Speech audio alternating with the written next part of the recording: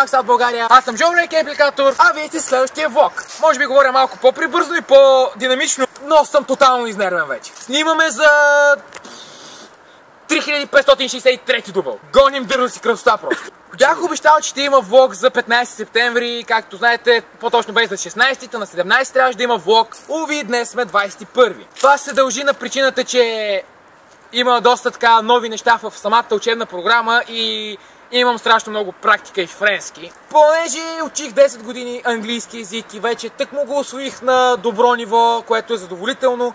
И видите ли, махнаха английския. Следователно аз попитах преди да започнем лятната ваканция какъв е смисъл да си изучава френски, при положение, че ако знаеш английски, ще можеш да се правиш навсякъде. Отговора беше, че това е задължително от Министерството по професия. Де факто, следващата година на държавния изпит трябва да мога да кажа на френски, да опътя и да направя меню, понеже аз съм със специалност готварство, трябва да мога да обясня всичко на френски. Ами много ми е интересно как аджиба ще стане това нещо, като аз знам 5 думи на френски. Да не говорим пък как ще се представя, просто не ми се мисли. Та може би всеки един от вас е преживявал това нещо да бъде черната овца на класа или на даден учител да бъде така омразен. Било то, примерно, стоите си, нищо не правите, някой почне да говори първото име, което се казва е Иване или Драгане, Йосифе, Асене или Петре. Просто това е, нали. В моя случай има една госпожа, която така ме мрази, може би. Макар че казва, че всички ни обича и сме били страхотен клас. Окей, няма лошо. Но при положение, че аз стоя в най-лявата редица, някой от най-дясната казва нещо и първото нещо, което тя казва е Боже, смъкни да го сръбна! Значи, се Божефия в устата. Аз следователно се развиках и, нали, как ще ме обвинявате за такива простоти? И следователно ме изгони от час.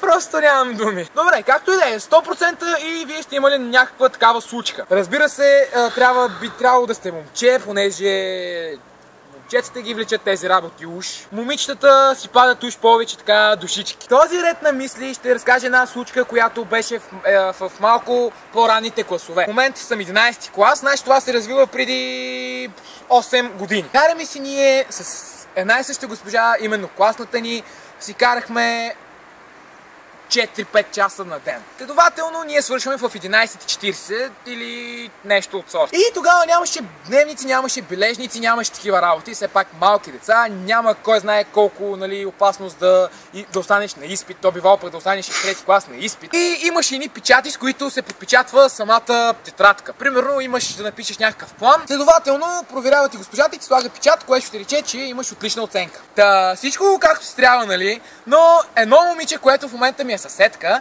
взе, че открадна двата печата. И следователно цялата тетрадка беше налепкана с печати. Това се подразбира, но все пак на колко години трябва да си, на 8 или 9. Следователно избухна зверски скандал. Просто майка й дойде като... Не мога да го опиша направо. Как може да обвинявате дъщеря ми, че откраднала печатите, не знам си какво, не знам защо. А също време дъщеря й държи печатите в ръцете си. Просто, нали, следователно я преместиха, вече не знам какво стана с това момиче. Нямам идея. Ако има някакви такива случки, споделете ги отдолу в коментарите. Ще бъде доста добре да видим кой какво е преживял, кой какво му се е случило. Да, започна новата учебна година. Отново започват доста неща, доста така натоварено е за някой, може би. Моя гледна точка, значи нямам сумати предмети. Премахнати са ми английски език, премахнат ми е химия, физика, география, нямам и музика, от много време съм нямал, нито изобразително изкуство имам. Общо взето, кажи речи, набляга се изцяло върху практиката. Тоест, 60/40 трябва да се води един вид. Което е доста интересно в практичните часове, особено когато сме по някакви обекти, се получават страшно епични моменти. Просто щяхме да се подпалим. В един ресторант бяхме тук миналата година. Не знам как не гръмна газовата бутилка. Няма да обяснявам подробности, понеже ще стане тук за смях и позор. Но както и да е, споделете това кой клас сте, какви предмети имате и общо взето да обменим някакъв експириенс. Това беше за този влог. Тук се намирам в някаква гора, която, нали, вече се надявам силно светлината да си е наред. Това беше от нас. Гласувайте, коментирайте, абонирайте се за нас, посетете нашите Facebook страници, понеже може да научите много интересни неща там. Задайте вашите въпроси в AskFM на отбора и до следващия път. Чао! Чакай. Не дейте да гледате! Значи... Аз гледам как ще кажеш. Здравейте, приятели, Марсел България, аз съм Жоро и Георгието. И това е Добре, това е за бекстейдж. Така, добре.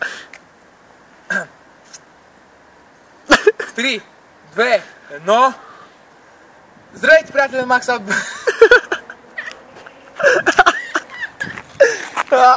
Не, дай пак. Не дай го спирай. Така.